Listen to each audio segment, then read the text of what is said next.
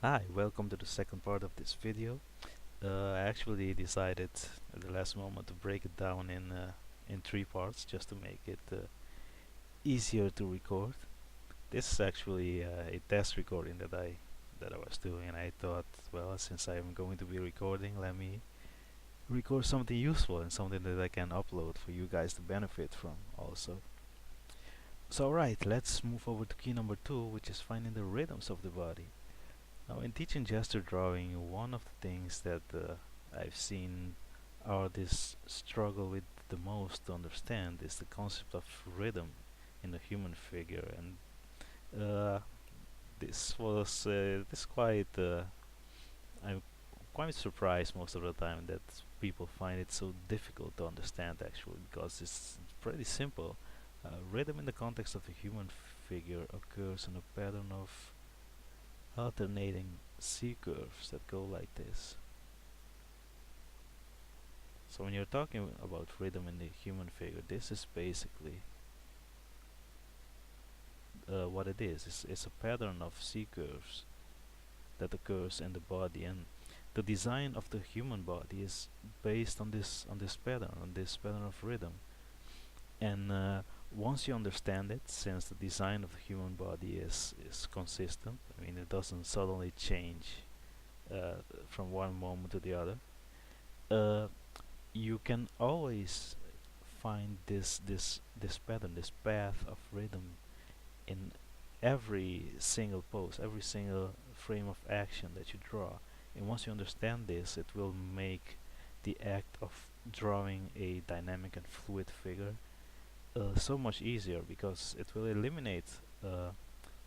eliminate a lot of the guesswork actually, because there is a certain pattern, a certain predictability in how the figure would function to perform certain actions. Okay, so let's go look at the rhythm in these poses. Let's start with the first one.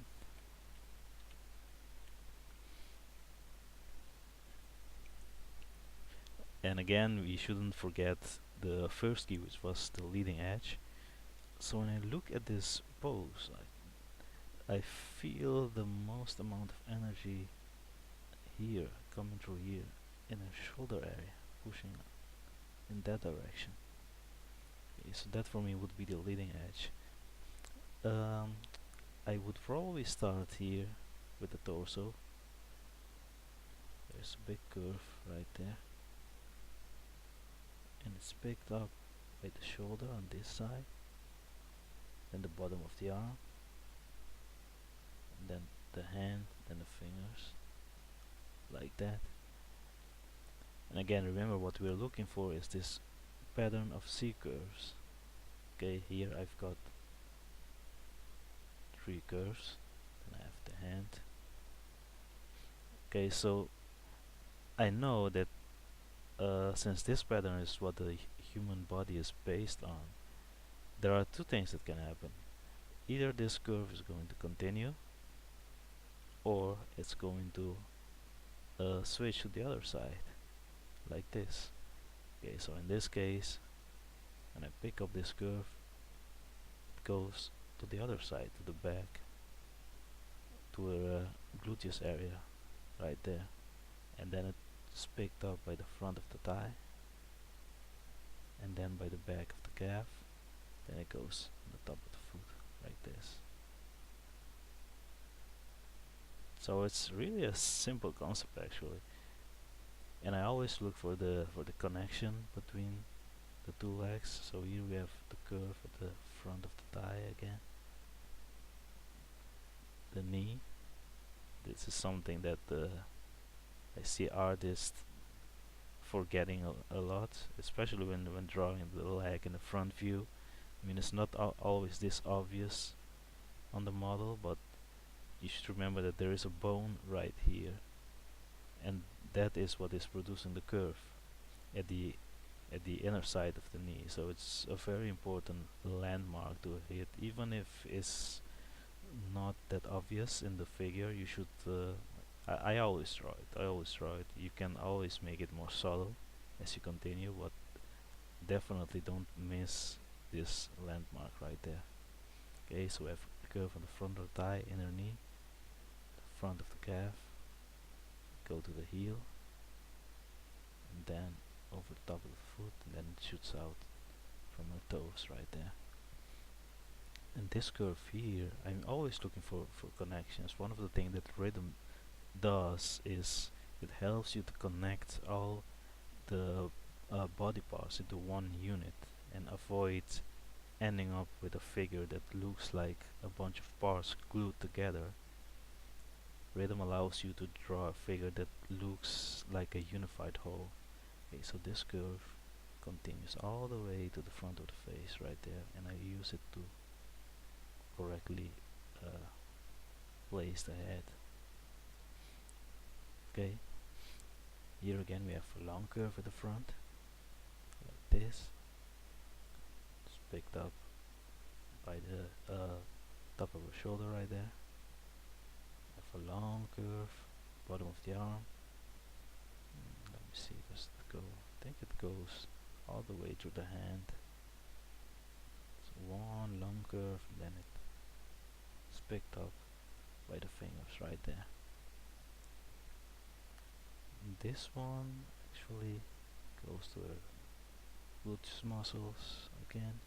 We have a curve here. We have a curve at the front of her thigh, the back of her calf, top of her foot right there.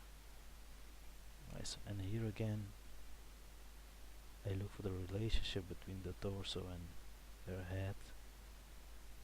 So this curve goes all the way to the front of her face right there.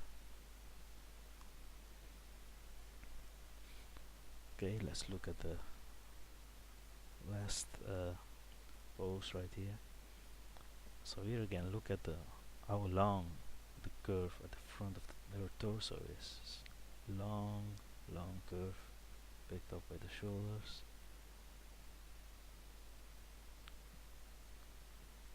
Your arm here, then it goes over. She's holding on right there. Okay, picks up the back, top of her front of her thigh there, then back of her calf. I'm thinking through. Even though I don't see that part, I'm thinking about what's happening right there. Okay. So front of her thigh again, right there. Back of her calf, top of her foot. Picks out. It's picked up by her toe there again. Alright, so again, rhythm is in the figure is nothing more than this pattern of alternating curves, and either the curve continues. You can have something like this, and then it gets it alternates into another curve. So there are basically two things that can happen: either the curve continues, or it alternates into another curve, and you get this pattern. Alright, so let's go to the third and final key.